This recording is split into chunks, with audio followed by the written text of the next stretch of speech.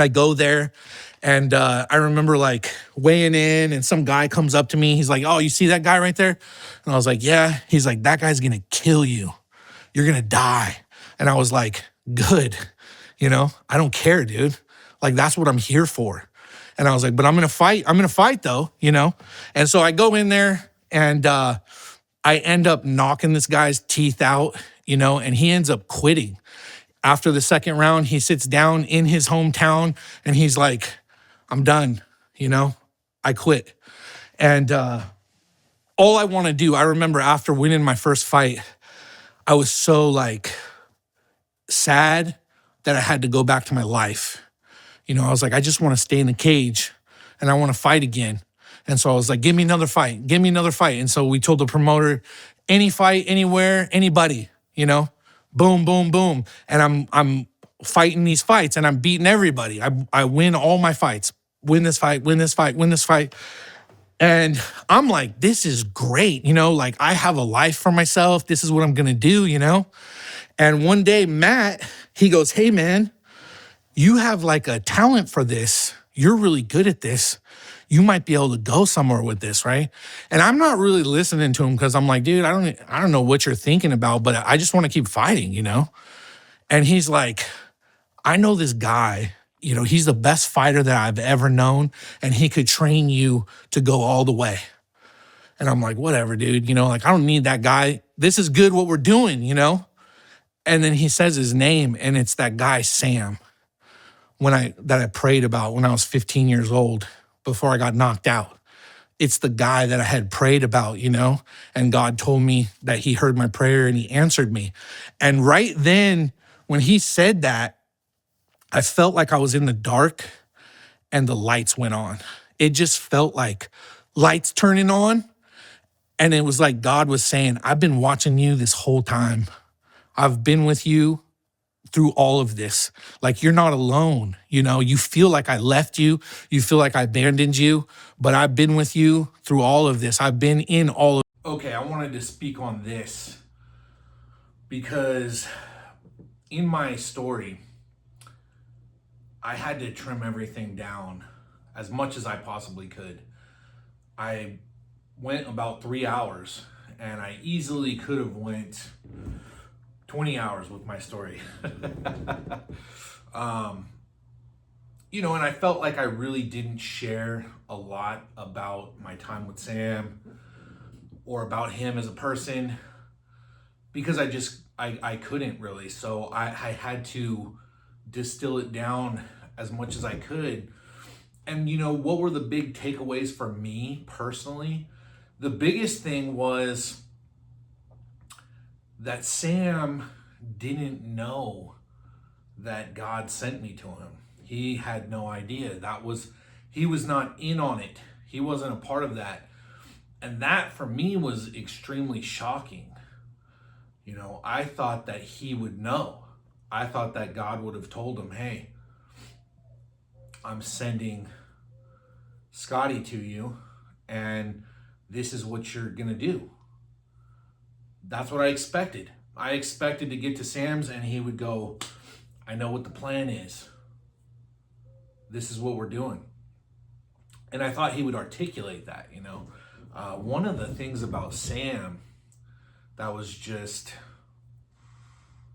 I don't even know how to say it. I don't even know how to, it's like he spoke without words all the time.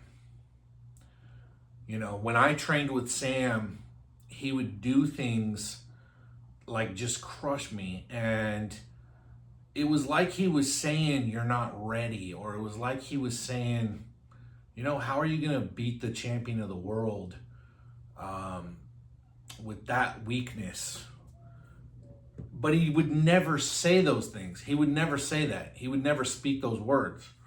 But he would leg kick me till I fell on the ground. I mean, I remember this one time he leg kicked me so many times I fell on the ground and he jumped right on top of me and just started elbowing me right where he had leg kicked me, and I like screamed for mercy, right? And he would get up afterwards and just leave. Like he would just go to his roosters and start feeding his roosters, and he would never say anything. And I would try to pry and everything, and I spent a lot of time with Sam, and we did have a lot of conversations, and we did get really close. I mean, I could go to Sam's and just sleep on the couch anytime. I could just show up there, and we would hang out and have conversations all night. And I would hang out all day with his kids and his wife, and it was great, but it wasn't what I expected it to be at all. I was ready for this hardcore training. I was ready for this drill instructor type of person. And, you got to understand too that Matt was like that. Like Matt was like a drill instructor. Matt articulated a lot of things. Matt had vision and direction, and a plan, and he just knew how to speak everything, and I'm not saying that Sam didn't, but Sam just didn't do that. And it was also shocking, that Sam didn't believe in God. I mean, Sam does have very strong beliefs, but he didn't believe in God, which is the opposite of what I expected. Again, I'm thinking I'm going to go to this guy who's God's chosen person, and Sam could still be God's chosen person, right? I mean, obviously God chose him for a purpose, and there was a purpose in that. And a lot of people might look at it and go, man, what was he doing, just beating you up or whatever, right? Because that's what I described it being like. Sam wasn't really that interested in this dream of being a world champion. So I would get him to train me, and then he would just beat me up, right? There was more than that. We did do a lot of agility training. Sam believed in agility training. Sam believed in mental toughness type of training. Like he had this sand hill down by the river, which we would run up and down, up and down, up and down.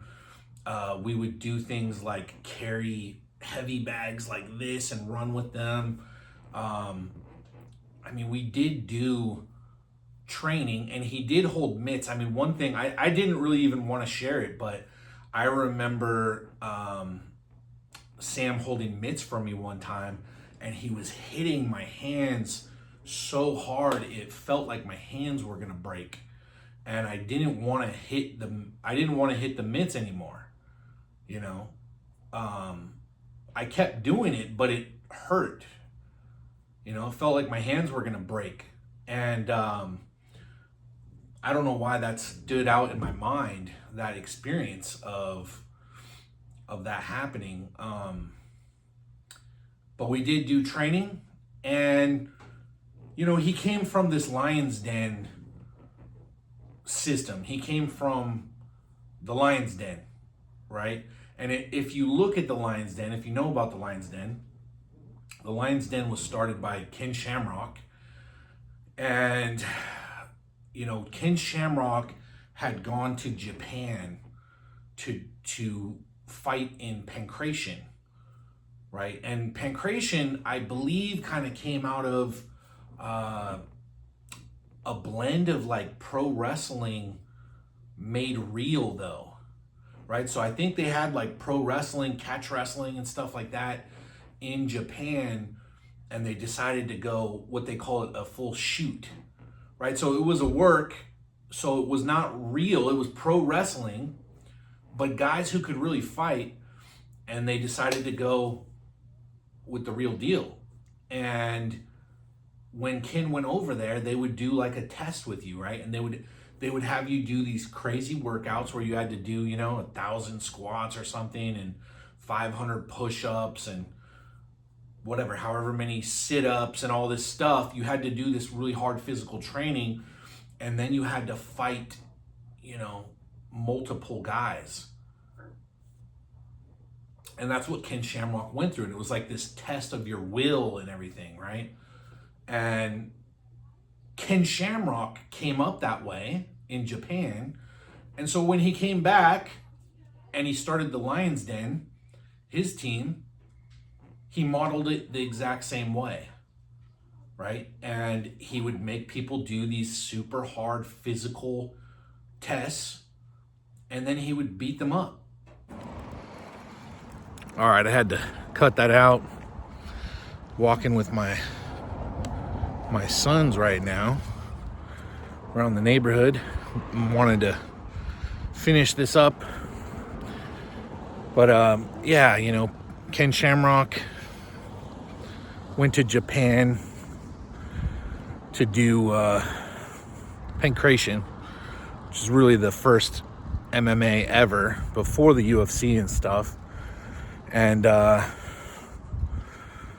got his system that way, you know, and the name pankration, it goes back to the Olympics. Actually, in Greece, they would do no holds barred fighting, basically no rules fighting, and I think they did it to the death back then, you know, back in the ancient days. I don't know exactly where it originated from, but that's the origins of pankration. And the interesting thing as well is jiu-jitsu, which, you know, Ken Shamrock, he fought in UFC 1. I believe in the main event it was Ken Shamrock who got to the main event versus Royce Gracie. And jiu-jitsu originates from Japan as well. Comes from Japan. And it's a submission fighting style. And it was developed from the samurais fighting each other with weapons and body armor. And when they would lose their weapons, they would continue to fight to the death using chokes and submissions. And the submissions obviously weren't used to get a tap. It was used to just break your arms or legs and maim you. The Japanese style is a lot faster than Brazilian jiu-jitsu, because someone from Japan came to Brazil and Helio Gracie was really sickly, and he would just watch it, and he developed a more technical style. But it's very interesting that really pankration. Hey Sam, you want to go get a snack? All right. Pankration and jiu-jitsu both have its origins in Japan. So all these MMA fighting styles really come from Japan. And in Japan, they had the Pride Fighting Championships. That's where I guess I would say my favorite MMA fighting happened there. You know, I really liked Kazushi Sakuraba and Enson Inoue. Frank Shamrock fought over there. Ken Shamrock fought over there. My favorite was Fedor Emelianenko. That was the guy that I aspired to be like. That was the guy that I wanted to be like. I wanted to emulate him, his fighting style, his heart and spirit and everything. And yeah, he's the guy that I looked up to. He's the guy that I wanted to be like, Fedor Emelianenko. And again, all of this traces back to Japan, and somehow made it over here. You know, I trained in the pankration style under Sam, which goes back to Ken Shamrock, goes back to Japan. And then I ended up training, in jiu-jitsu Brazilian Jiu-Jitsu style later. And that traces back to Brazil, but again, traces back to Japan. So lots of fighting has its roots and origin in Japan. Japan has a deep martial arts culture, and like I said, the Pride Fighting Championships in Japan, that was the best. That was my favorite. That was my favorite times of martial arts, mixed martial arts. And yeah, you know, you had Fedor, Vanderlei Silva, Kazushi Sakuraba, Ken Shamrock, Frank Shamrock, Mirko Cro Cop, Enson Inoue, a lot of great fighters. So anyways, just wanted to share more about that, and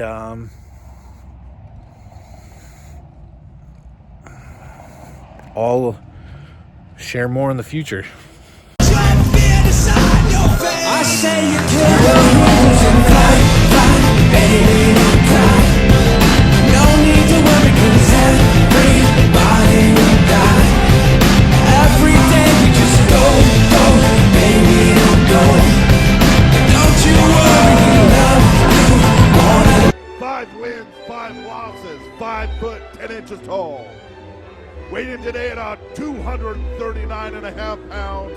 He is trained by and representing Team Intense. Fight is for the vacant FCFF Heavyweight Championship. First, for the fighter standing to my left in the red corner. He's a mixed martial artist, coming to us tonight with a record of 5 wins and 5 losses. He stands 5 feet 10 inches tall, weighing in at 239.5 pounds. Trained by and representing Team Intense, he comes to us tonight from Eugene, Oregon. Ladies and gentlemen, welcome please, Scotty the Bull Davenport.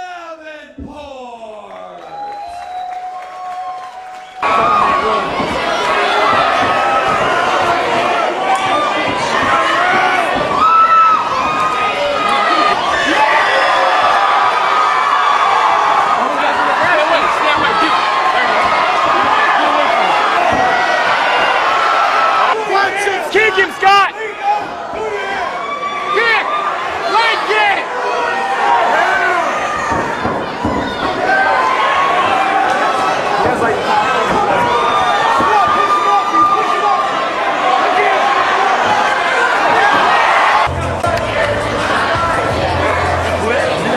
Quit.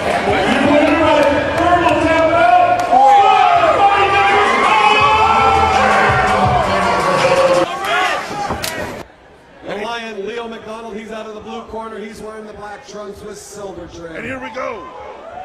Oh my God! Standing heavy weather. He's going to town. On McDonald. Oh! Davenport comes right out, heavy hand. I've been rapping for about 17 years, okay? I don't write my stuff anymore. I just kick it from my head, you know what I'm saying? I can do that. No disrespect, but that's how I am.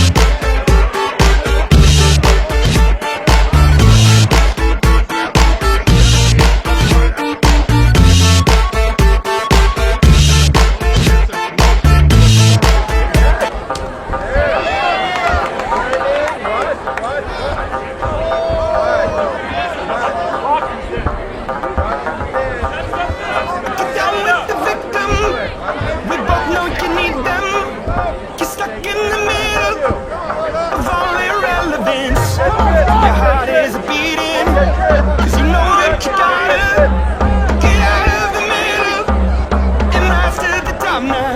When you've made it, won't you tell me what to do? 'Cause I played it all along. When you made it, won't you tell me what to do? 'Cause I played it all along. You can't fight the friction, so you can't take the pressure, so I'm strong, strong. You can't fight the friction, so ease it off.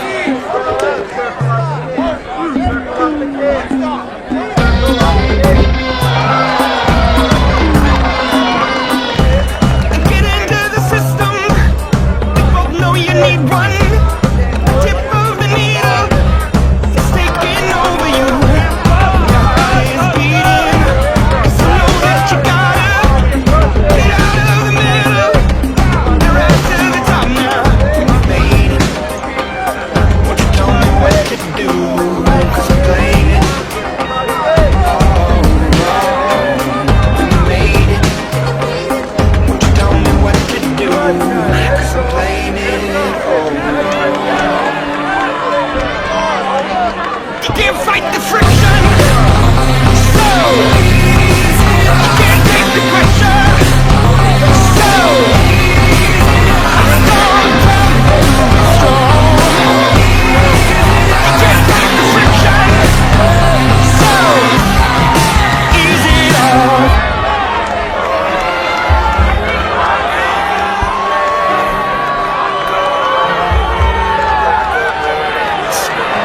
This is the place to build your home.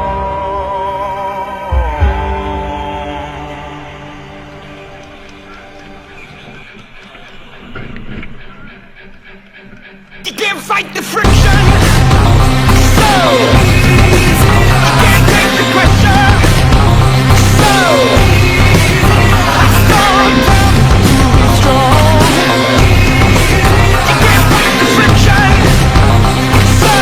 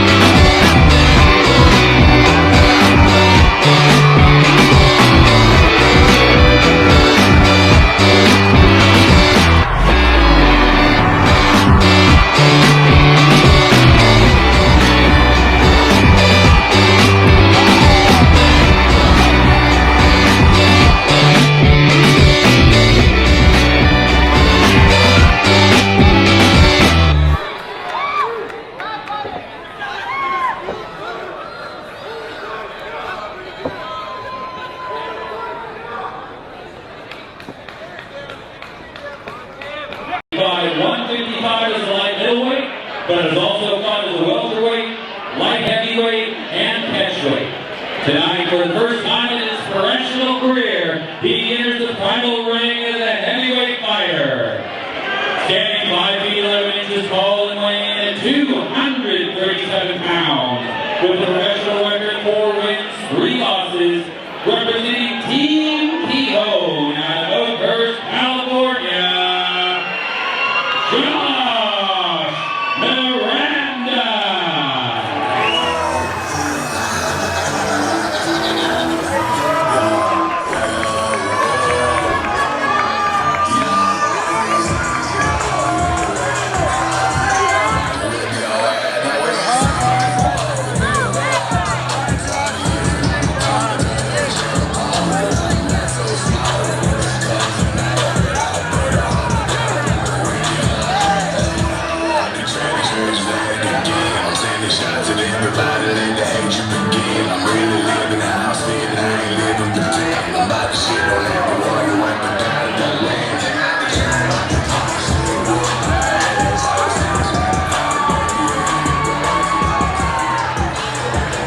His opponent fighting out of the Cherokee white corner held 4 different amateur titles in the light, heavy, and heavyweight divisions before upgrading professional.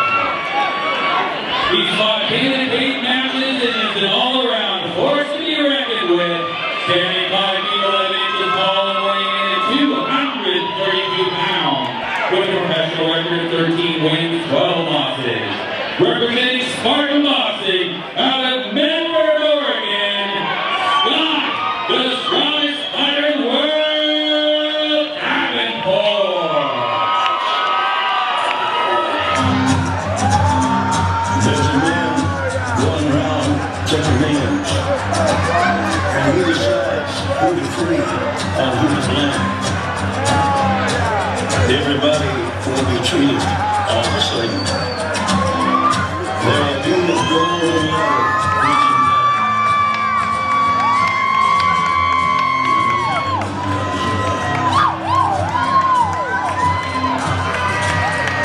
the hairs into the punishment.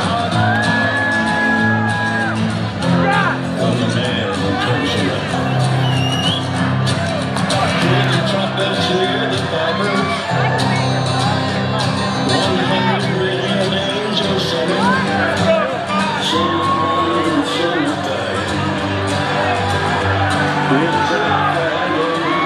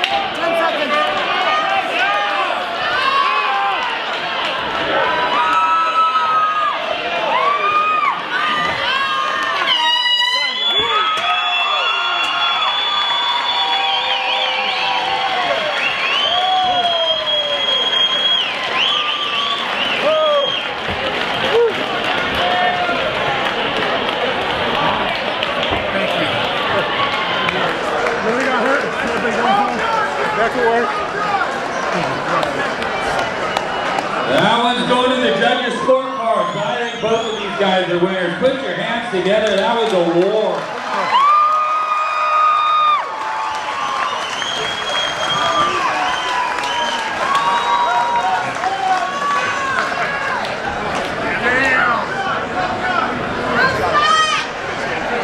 Look at your face, bro. Yeah. That was because of him, the elbow. Yeah.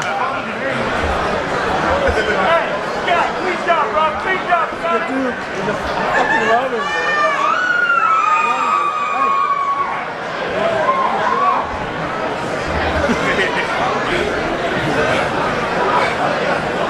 Bro, you did that, bro. That's you, Scotty. That's you. Put your fucking hands up. Put your fucking hands. Yeah. Put your fucking hands up. Hey, Josh, you need fucking get you, bro. Put your hands up. Put your fucking hands up. Put your hands up. Hey, guys, bring it in. Bring it in, guys. Judges have come to a decision. All three judges scored this contest 30-28. Your winner by way of unanimous decision, Scott, the strongest hunter in the world, Davenport.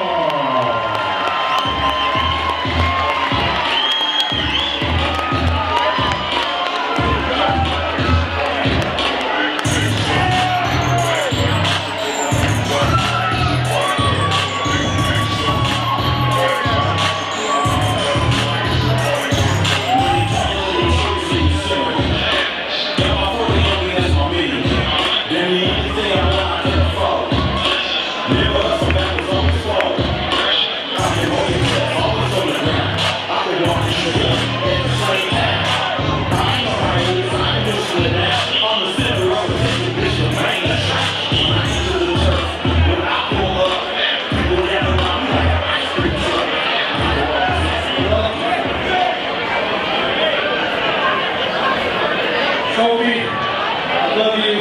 Ashley, I love you. Mike, I love you, bro. Boyce and Tony, thank you for getting me ready. And, yeah.